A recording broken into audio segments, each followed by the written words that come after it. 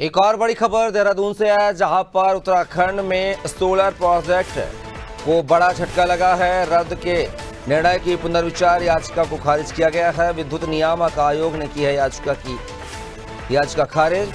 2500 megawatt का लक्ष्य होगा प्रभावित। खबर जो है देहरादून से है, जहां पर उत्तराखंड में सोलर प्रोजेक्ट को जो है बड़ा झटका लगा है।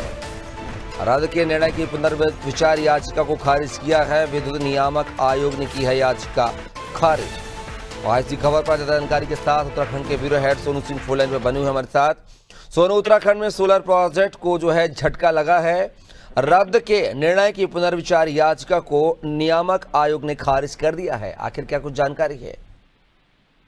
देखिए कपिल, ये दो योजनाओं के तहत उत्तराखंड में सोलर से जो सौर ऊर्जा का उत्पादन है उस पर बढ़ाने के लिए फोकस किया जा रहा है। केंद्र की सरकार भी और राज्य की सरकार भी।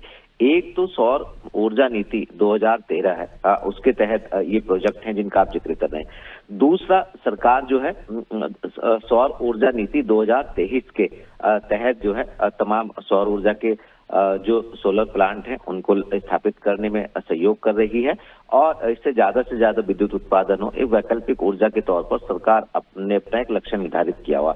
चूंकि साल 2013 की नीति के तहत जो सौर ऊर्जा की नीति है, जो कुछ फर्में हैं, इन संस्थानों को जो नियामक आयोग है उसकी तरफ से सौर ऊर्जा के जो सोलर प्रोजेक्ट हैं इनको लगाने की अनुमति दी गई थी। ये समय से कार्य पूरा नहीं कर पाए। उसके बाद फिर इनको समय दिया गया।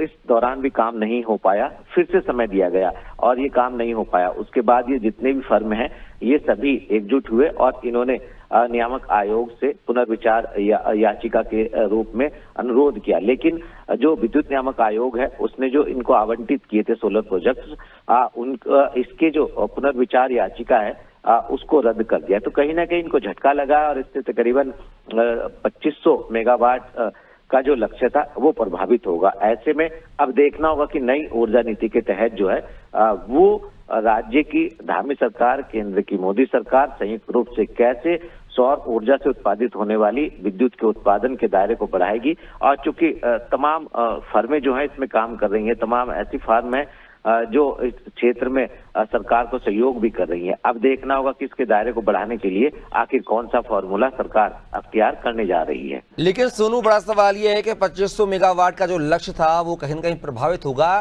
सरकार इसकी वैकल्पिक व्यवस्था कहां से करेगी? क्या इसकी भी कोई जानकारी मिल पाई है?